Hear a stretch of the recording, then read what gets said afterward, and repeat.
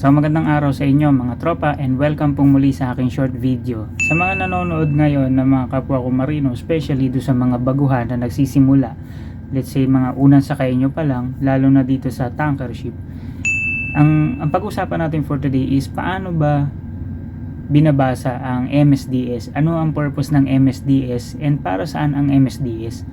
Nung nagsisimula ako sa tanker, tinuturo naman ito kapag nagme-meeting, pero dahil nga for the sake of makagawa tayo ng tutorial na mas madali nating makakuha tayo ng information via internet, ikikwento ko sa inyo paano binabasa ang MSDS sa tanker ship. So tara, kuha tayo ng MSDS sa baba, samahan nyo ako.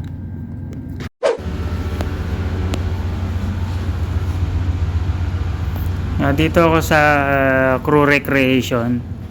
Hanapin natin, nandito yung MSDS namin. So ito siya, safety data sheet. So ito yung hiramin natin, kunin natin, and then doon natin basahin sa cabin ko. Tara. So ito na yung ating MSDS, yung Material Safety Data Sheet.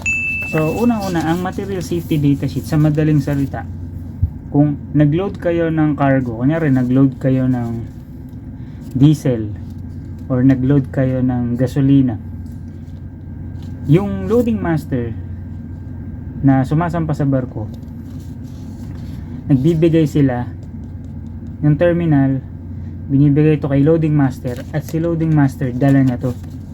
Ibig sabihin, ang MSDS, para kayong bumili ng isang produkto or isang chemical na meron siyang specification. Ibig sabihin, kapag dinala namin yung kargada na to, ay meron siyang specification na anong type ng cargo, ano yung characteristics niya, pagka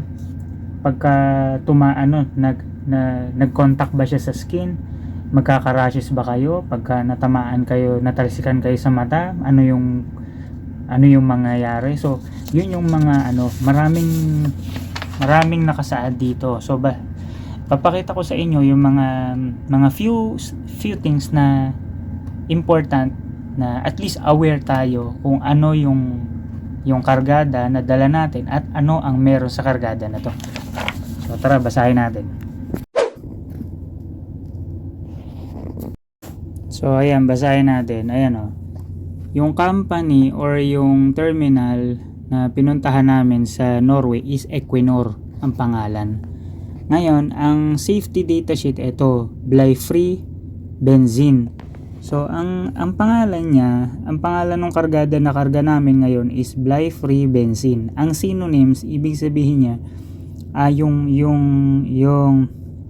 tawag dito, yung similarity ng kargada na to in common terms namin sa cargo na CPP na tinatawag na Clean Petroleum Products, is may common name yun ng mga gasoline, diesel. So ang synonyms niya dito sa Bly-free benzene is unleaded gasoline. To make it short, yung kargada namin is unleaded gasoline. So yung pinangkakarga natin sa sasakyan, no?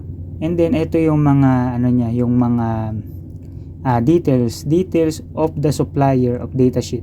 Supplier, company name, Equinor Refining Norway AS. Ayan, may mga details siya. Ngayon, ano yung hahanapin natin dito? Ito, classification of substance or mixture, CLP classification. Ito, hindi na natin to alam, pero kay Chipmate important to. May explain lahat to ni Chipmate, no? Ako, ang hinahanap ko dito sa data sheet, hanapin natin. Ang hinahanap ko dito is yung hazard niya. Yung hazard niya, ayan ayan tingnan nyo to, nakalagay dito. Recommended uses. Fuel for spark ignition piston engine. Ayan recommended uses. Kasi parang ready to use na tong na to. Ayan tingnan nyo dito sa kabila. Ito siya Ayan safety data sheet, label elements, signal word, danger, hazard statement, extremely flammable liquid and vapor. Ibig sabihin, danger to sa may mga maaring mag-spark or open flame, flammable siya. Ayan, kita nyo na kagad. May be fatal if swallowed. Ayan, pag malunok siya, mainom siya, fatal if swallowed and enters airways. Ayan, yan yung sinasabi ko. H315 causes skin irritation, may cause drowsiness or dizziness, may cause genetic defects, may cause cancer. Ayan, di ba? Suspected of damaging fertility, suspected of damaging the unborn child. So ayan yung mga isa sa mga danger niya, no? Ayan, precautionary statements. Obtain special instruction before use. Keep away from heat, hot surface, sparks, open flames, and other ignition sources, no? So bawal kaming mag-grinder or yung mga kumikislap-kislap ng mga grinder, yung mga keep away. Although inerted ang mga tanks, pero maganda na merong important na merong tawag dito, precaution, di ba? Avoid release to the environment. Ibig sabihin yung pinaka fumes niya bawal i-release. And wear protective gloves, clothing, eye protection, face protection. Yan, di ba? So yan yung mga niya. Ayan, meron pa siya dito. Composition, information on ingredients, gasoline. Ayan, meron siyang butyl methyl. Ewan, di ko naman kabisado to, syempre kay chipmate na to. Ayan, ayan pa, isa pa. Meron siyang 0 to 5% benzene. So yung benzene, ito yung substance na nakakapag-cause ng bone marrow cancer. So natutunan ko to sa Indian ko na kapitan. So ibig sabihin, ito yung kargada namin, meron siyang percentage ng benzene, kasi yung benzene nakakapag-cause ng cancer sa buto. So di ba? Ayan, ito pa yung sinasabi ko kanina. First aid measure. Ayan, kunyari, ayan nakalagay dito, inhalation. Kapag na-inhale mo siya or nalanghap mo siya, ayan, seek fresh air.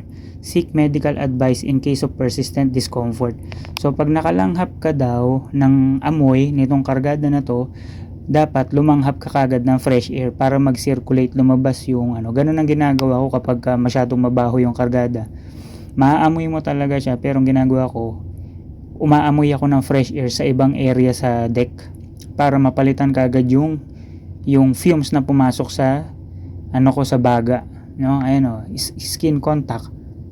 Meron din siyang eye contact, burns, flush with water until pain ceases. So ayan, meron siyang first aid measure.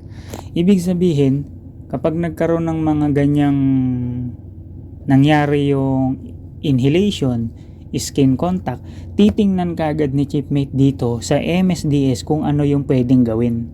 Yun yung purposes niya, no? Marami pa siyang purpose dito. Ayan, tingnan nyo, ilang pages din yan. Diba?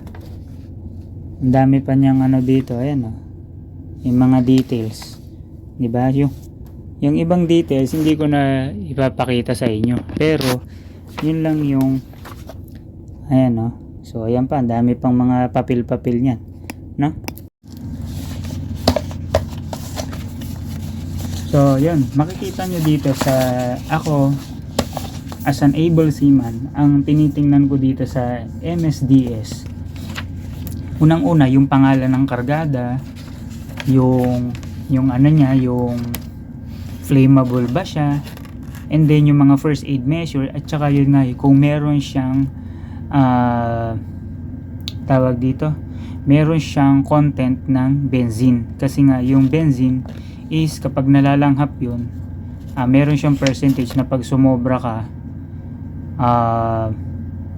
nagkukos siya ng bone marrow cancer, no? So yun yung isa para sa akin, isa sa importance ng MSDS. So ayun, pagkatapos ng ng discharge nito, magkakarga na naman ng ibang cargo, meron na naman panibagong MSDS na ibibigay ang terminal na nanggaling kay loading master. Ngayon, saan makikita ang MSDS sa barko? Ang MSDS sa barko, sa tanker, makikita nyo sa bridge, makikita, katulad nito, kinuha ko to dun sa aming crew day room, officers day room, cargo control, bridge, alleyway, engine control. So yan, dyan yung makikita. So ito, madali lang to makita. Yun nga, if may time kayo, magbasahin nyo to. Katulad nito, ginawa ko tong topic na to para meron kayong idea na okay, tingnan ko lang, at least may idea ako na may benzene pala yung kargada namin, so ingat-ingat ako sa paglanghap yan. So at least pag alam mo kasi yung laman, meron kang konting idea sa kargada mo, meron ka ng idea paano ka magtatrabaho, paano, kasi kung wala kang idea na ganito yung kargada na meron pala siyang benzene, ang tendency, kunyari kumukuha kami na sample or nag-aalliging kami, nalalanghap namin yung vapor nun.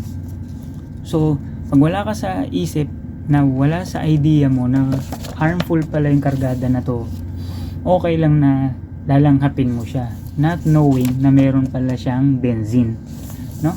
So sana meron ako na-impart sa inyo ngayong araw. Sana na-appreciate nyo itong aking short video. And yun, shout out pala dun sa mga future seafarers. Yun, ingat kayo kapag nakasakay kayo ng tanker. Basa-basahin nyo to, konti, katulad nito, ilang minutes lang naman to, pwede nyo basahin, meron kayong konting idea. And syempre, para sa inyo ito, para sa atin ito, para sa health din natin ito. Yun, so until my next video, please support my YouTube channel, like and share and subscribe. And yun, see you on my next video. Paalam.